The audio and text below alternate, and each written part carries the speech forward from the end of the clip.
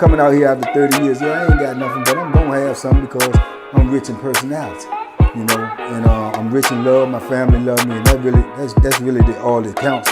Hey man, shout out everybody out there on Team Banky Pound, man. I appreciate the love. Yeah. I appreciate the support. We out here, man. 33 years of prison stories, man. We pushing positive energy all the way down the line. Big love to everybody who support the movement. Big love to everybody who support me. If you ain't got the membership, man, shame on you. The blame is only on you.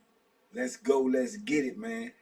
Hey, I was thinking about today, man. I don't know if y'all forgive me if y'all can hear the fan, man. I got the fan on, man. It's hot as Houston in here, man. And yeah, you can laugh if you want. I ain't figured out how to work the AC thing. But anyway, moving forward. Listen, I'm gonna start this series, and y'all let me know if y'all want me to continue. But I'm gonna start it off with this one, man. And the series is gonna be, man, my cell partner's crazy stories, man. I done heard some cell partners give me some crazy stories. And I'm gonna start off with I'm gonna start off with I'm gonna start off with Key, man. Keon, man. Man, Keon was my cellie. I think the first time was my cellie. I think we was on the bus from Sussex 2, on the way to Wallace Ridge, right? No, wait a minute. And trying to think. I'm doing this in real time now. Real time.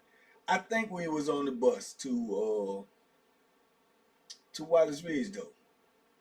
Yeah, to Wallace Ridge. We was on the bus to Wallace Ridge.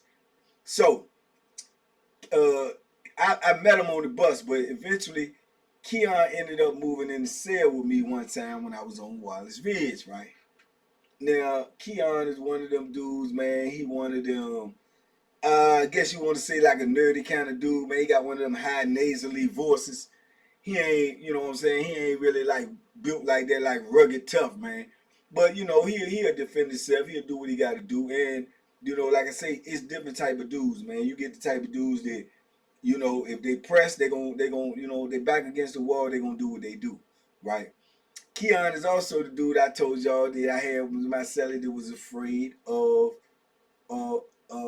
clowns. Super scared of clowns, man.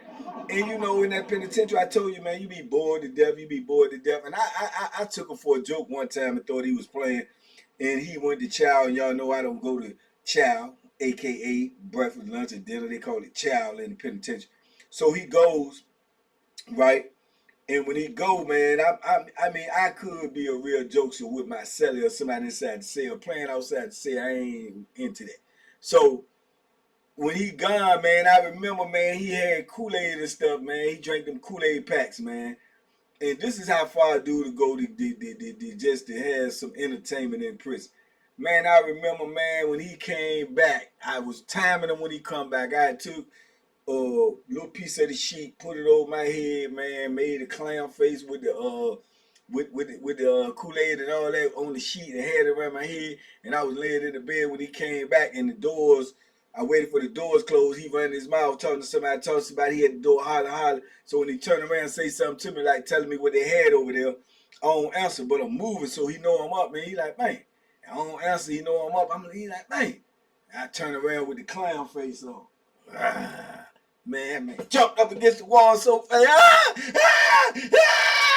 He was scared to death, man. It shocked me because I was trying to joke him, but I see he was terrified. He was like really terrified, man. He see a McDonald's commercial. He'll, you know what I'm saying? Yeah, he'll turn his head away from the TV. He don't even like Ronald McDonald.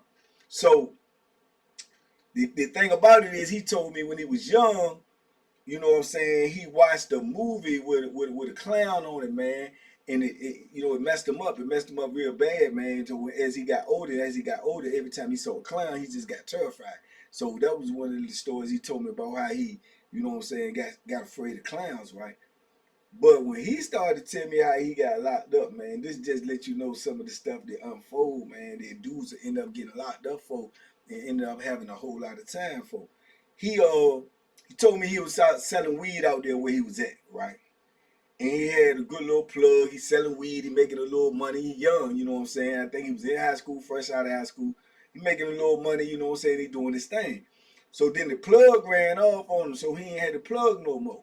So somebody put him down with a plug. I think he said these people had like Arabs and stuff. They had a convenience store that they sold stuff in, but they also was the plug for the weed. So they said the weed. So he said dude told him, you know, how to get in touch with him. So he go up there or whatnot, holler at the dude or whatever, right? So the dude, you know, he had to use little code words so the dude know that somebody really sent him.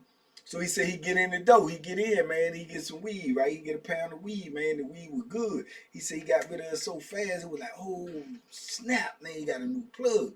So now he the man, you know, he young, he dressing fresh, doing his thing. This is what happened when you selling drugs on the street and you young. You start, you know, getting addicted to the money, getting addicted to the attention, the girls, the clothes, the cars, and you feel like you balling, so you got to keep going. So he said, man, he caught from the dude again, and everything was good, right? So he said when he go to cop from the dude the next time, the dude was giving him the weed. It was whatever you call it when it's packed and it's compressed and it's small. It's compressed and compressed, and so he get it like that. So he said when he go get it the third time or something, man, he get it, John. He get back, he bust it open. It look funny, right? So he was like, man, what the? So boom, the dude that he was working with too, man, he let him check it out and everything, man. And they look at the John and said, man, this John ain't even weed. He said it was actually baby food.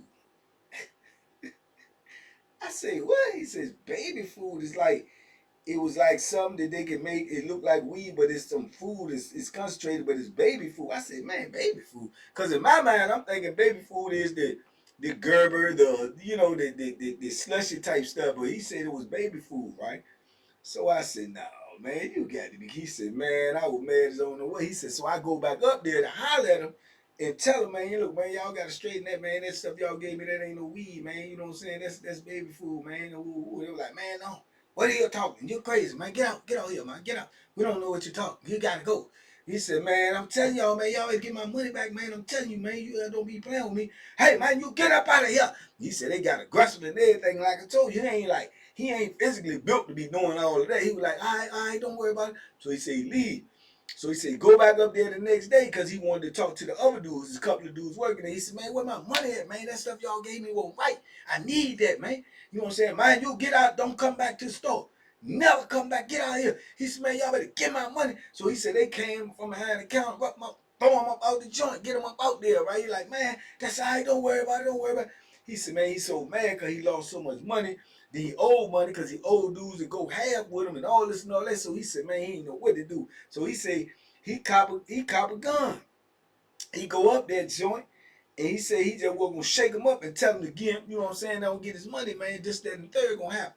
So he said when he go back up there, he holler and get him. He said, man, when he come, he said, man, damn, what you don't come back in. Go, get. Like they trying to advantage take him because they know he young. Man, he said he pulled the joint off. Said, man, get my money, man. Y'all better get my money. He said, man, them fools weren't scared. They started coming at him. He, bow, bow, shot one of them in the head. Dead. You know what I'm saying? Run up out of that joint, right? And I'm like, damn. So I'm sitting there listening to him. I'm fascinated, like, boom, you know, because he's telling me what led him to the penitentiary. So he said, man, he was scared, never shot nobody before, man. He was nervous, nervous. He didn't know what to do. He running around scared, da, da, da. Anyway, somehow, some way, I guess he get tore off from the cameras or whatever. They come get him, clap him, lock him up. You know what I'm saying? Gave him an old rocker time. You know what I'm saying? And he ended up in the penitentiary, man. Ended up being my celly. You know what I'm saying? So I'm like, man, and it'd be amazing just to hear somebody's story about, you know, what transpired to get him there. So when you really break that down, you talking about a dude who had just started selling weed, won't sell it long, got addicted to the money. You understand me? Got beat because he was young. They thought they could get out on him, thought they could bully him. He don't really want to do nothing, but he get a gun to go up there, try to scam him into getting the money back. He wanted the money back, you know, or either a new batch of weed. They won't give it out either. He ended up pulling the trigger out of fear, man, and then he in the penitentiary. He's gonna be in the penitentiary for a long time. That's how easy it is to lose your life and bad decision in the penitentiary. And I'm sitting in there listening to him, and then I see how he act in the pen. He young. You know what I'm saying? He don't know what to do, man. I sent him some money a couple times since I got out, right? He a cool dude, man, but he ain't built for the penitentiary, as none of us are. You know what I'm saying? But just sit there and let him tell me about his life, man, and find out, and this is what they doing out there, man. They getting those numbers, man. I think Keon got like 50, 60 years. You know what I'm saying? That's under the new law, bro. That's a life sentence. That's a death sentence. You gotta do 85% of that. So you do the math to that. You know what I'm saying? So, but just that one bad decision, man. And I'm like, man, that is crazy. And here it is. He's sitting up in the penitentiary. He's scared of clowns. And then he got to rely on people to send him something all the time. He don't really do no work, and he ain't got no real hustle in the penitentiary. You know what I'm saying? Obviously, you see he'll do what he have to do if he pressed, but he ain't going to go out there on no front line to be fighting or nothing. He can't run no store box. Somebody might play with the money. It's different in the penitentiary. You got to pick that knife up. You got to pick that Bethlehem up and go at somebody. That's hand-to-hand combat. You know what I'm saying? You don't know if you going to win or lose, no matter who you is. When you make that move, you know what I'm saying? The Joker could take it from you. You can hit him and try to hurt him and kill him. So he ain't going that route. You know what I'm saying? So he in there. He got habits. He like smoke weed. So he got to get money in. He got the bar. He smoked that weed. Trying to take him away from the penitentiary. Trying to make him forget how much time he got, where he at. Call old girlfriends, be hollering at old girlfriends, trying to get them back, get that old thing back. And, they'll kick it with you for a little bit, but then they realize, man, you locked up, man. When you come home? And then they gone. You know what I'm saying? They gone. So you right back at square one. It's just like a cycle that he in, man. But the way he told me, man, he ain't never got in trouble, man. He used to, be out there, had a good mom, man, brother, everybody, man. He was cool. But he got off into messing with that weed and got off into getting money and got addicted to getting that money. And when you start getting that money and everything that go with it, then you don't even be thinking about the consequences. And he stopped thinking about the consequences, dog. He stopped thinking about them, man. Just imagine being locked up in the penitentiary for all this time and over some baby food. Now just think about it. I met him. It was in 20. I met him. It was in 20. I want to say 2014. Nah, I want to 2014. Nope. I met Keon in 2009. So you talking about 2009, 10, 11, 12, 13, 14, 15, 16, 17, 18, 19, 20, 1, 2, 3, 4, 5. Man, he'd have been in the penitentiary now about 15, 16 years. You know what I'm saying? 14, 15 years, somewhere around there. Math ain't too good, but it's close. You know what I'm saying? Over some baby food, over bad decisions. So crazy stories like that, man. I done had sellers to tell me some of the wildest things, man, that when you look at a person, you can't really tell. You can guesstimate and wonder, well, what is he locked up for? Or what? And we don't do that in the penitentiary, not in the state. I know that's a Fed thing, and the Fed thing, dudes be wanting to know, let me see your paperwork. They don't do that in the state. That's disrespectful to ask somebody how much time they got or what they did. They got to volunteer that. If they volunteer to tell you that, then that's cool. But if not, you don't never ask, man, what you locked up for? What you did? When you do that, you automatically making a declaration of war, like you saying it as into, man, what you locked up for? Like you is accusatory. You know what I'm saying? So we don't do that in the state. You know what I'm saying? At least not nowhere where I was locked up. So, for him to share that with me, it was crazy. Just like for him to tell me, people get in the cell together, man, they just start talking about stuff, man. If you get along, y'all start talking about a lot of stuff that you normally wouldn't talk to with nobody else in the block about. You know what I'm saying? So, you in there, man. He just started telling me stuff about his life. You know what I'm saying? He just opened up and be telling me, because you in there, you so bored. It ain't nothing else going on. We watching the same TV shows every day, the same programming every day.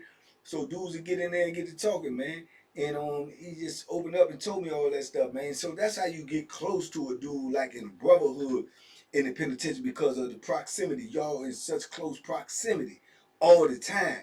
And especially when you go on lock. If you go on lock, if y'all ain't beefing or arguing or nothing, or y'all staying out of each other's way, that's when y'all get to kicking it. Y'all get to kicking it, and that's when you'll learn a little bit more about that person. You might share a little bit of something about you. But just imagine a grown man in the penitentiary, afraid of clowns, and locked up for baby food. Afraid of clowns and locked up for baby food. That's crazy to me, man. You know what I'm saying?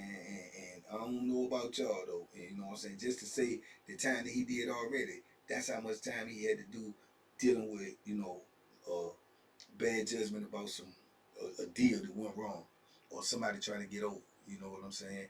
And I guess that never came up. I was like, man, so what happened in the trial and everything? It's like, why you did it, whatever. But then that's that code. He ain't telling why he did it. He just kept on saying he didn't do it. You know what I'm saying? But they had him. You know what I'm saying? And they convicted him. And that's all it takes. As a black man, you don't need too much to convict you. All you need somebody to point at you. So you need somebody to point at you and your life is over, man. So yeah, man, crazy work right there, man. I just thought about that. But I got some sellers that done told me some things, man, that'll blow y'all mind. I just wanted to start it off with that, man. I done had sellers that's been strung out on crack. I done had sellers that did things to their sister.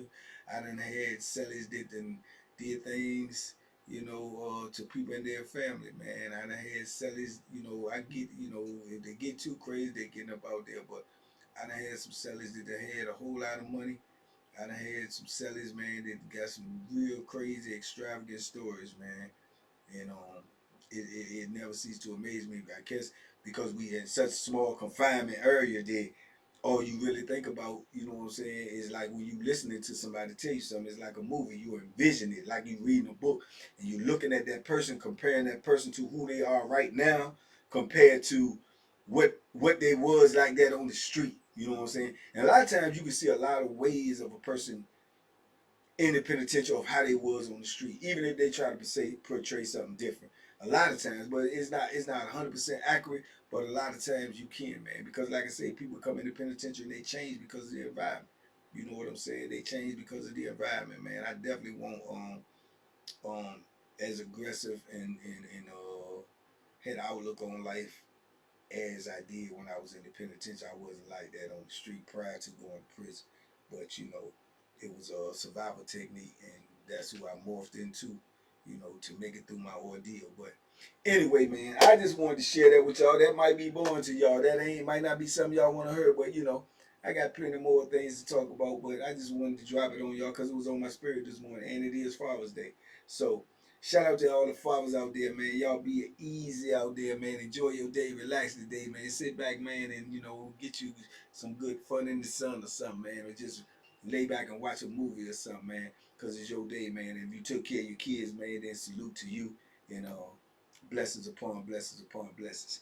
Y'all be easy, man. Be safe, be smart, make good decisions, man. And yay, man. Duck them hooks, man. We out here. Peace. TBP Nation, we gone. Salute. Gunshots.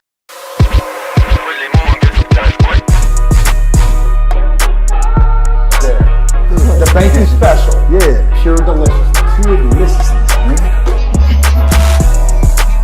My name is Banky, man. Everybody calls me Banky. That's the name that I got from my grandmother when I was young. I'm coming out here after 30 years. Yeah, I ain't got nothing, but I'm gonna have something because I'm rich in personality, and I'm rich in love. My family love me, and that's really all that counts.